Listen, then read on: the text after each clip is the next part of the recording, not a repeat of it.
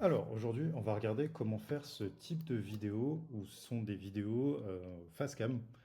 L'idée, c'est d'arriver à faire quelque chose où on dépasse pas les limites des IA de génération d'images qui vont entre 8 et 15 secondes. Et là, arriver à faire des vidéos beaucoup plus grandes. Donc, j'ai un exemple d'une vidéo de... Moi, je bosse dans le transport depuis des années, On va ici en parler. Alsace. Et ce que je vois tout le temps, c'est des chefs d'entreprise qui gèrent leurs expéditions sales. Et le jour où un Donc, le vrai enjeu, c'est d'avoir cette cohérence entre les différentes scènes et de toujours avoir le même personnage. Pour ça, on va utiliser Workflow dans l'application. Et je vais te montrer comment on fait étape par étape pour arriver à avoir la vidéo finale. Pour commencer, donc tu vas ajouter un prompt. Donc tu fais hop, importer prompt text. Hop, tu viens ajouter un prompt, je vais refaire en même temps à côté. L'idée, c'est de venir générer une image de référence qu'on va pouvoir utiliser après tout le long de notre génération. Cette image, elle est super importante parce que c'est vraiment elle qui va driver tout le reste. Donc moi, je lui avais demandé vraiment de me faire une image ultra réaliste et on voit que c'est vraiment assez réussi. On a des détails qui sont vraiment top. Donc tant que votre image, elle fait pas assez réaliste, vous trouvez que bah, ça le fait pas assez, il faudra refaire cette image jusqu'à avoir bah, celle qui vous convient le mieux. Le prompt, il n'y a pas besoin de faire un prompt gigantesque, hein. On voit que moi, j'ai simplement fait un petit prompt qui fait 6 lignes. Je voulais le gérant d'une boîte en Alsace qui bosse tout seul dans enfin, une boîte de logistique. Et il faut une image photoréaliste qui est prise à l'iPhone et qu'on dirait qu'il est vraiment en train de bosser. Donc c'est plutôt réussi. Alors, j'ai pas forcément eu ça du premier coup, mais l'idée, c'est de pouvoir bah, itérer jusqu'à avoir quelque chose qui vous correspond bien.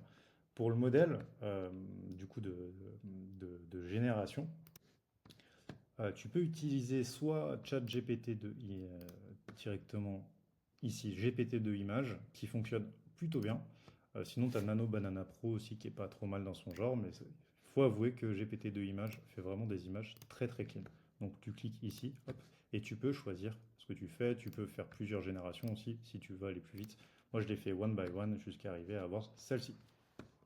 Une fois qu'on a notre image de génération, ça va être notre socle de départ sur laquelle on va venir pour faire une image de génération. Je ne t'ai pas montré, mais tu viens relier ton prompt à une génération d'images qui est ici.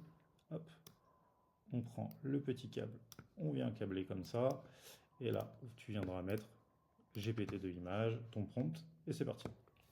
Ensuite, on va créer les différentes vidéos. Pour ça, bah, on va forcément aller chercher un asset vidéo. Hop. Par défaut, on est sur Gemini OmniFlash, qui est de loin celui que j'utilise le plus, surtout pour la cohérence en termes de... Non, c'est pas prompt. De cohérence entre les scènes et surtout les dialogues qui sont vraiment bien faits. Parce que l'avantage, c'est que là, il va nous sortir, sans rien faire, une voix qui sera exactement similaire à celle du mec. Et donc, dès l'enjeu, ça va être bah, d'ajouter un petit prompt quand même pour savoir ce qu'on fait. Hop, on vient ajouter un prompt ici, qu'on vient relier.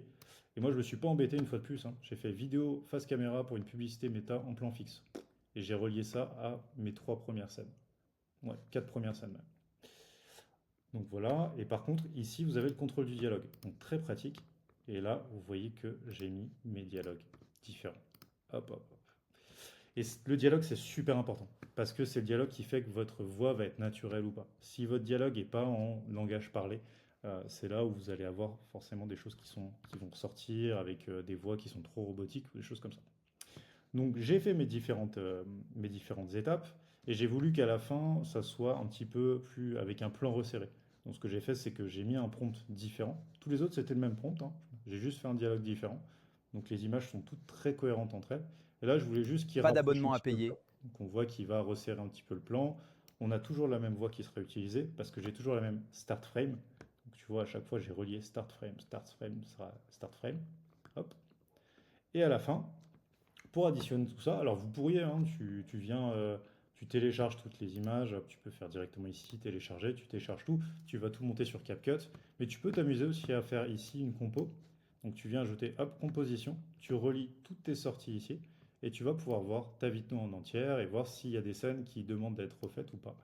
Et si tu veux, ensuite, tu peux l'exporter. Et voilà, tu auras déjà une vidéo qui est super cohérente. Et ensuite, tu peux faire ton montage directement sur Submagic ou sur autre chose. Mais tu as déjà une super base de travail qui va te permettre d'ajouter des outils, des choses comme ça dans d'autres outils, d'autres logiciels, des choses qu'on ne gère pas aujourd'hui dans cet outil-là. Mais tu auras ta photo, ta vidéo face cam, hyper qualitative.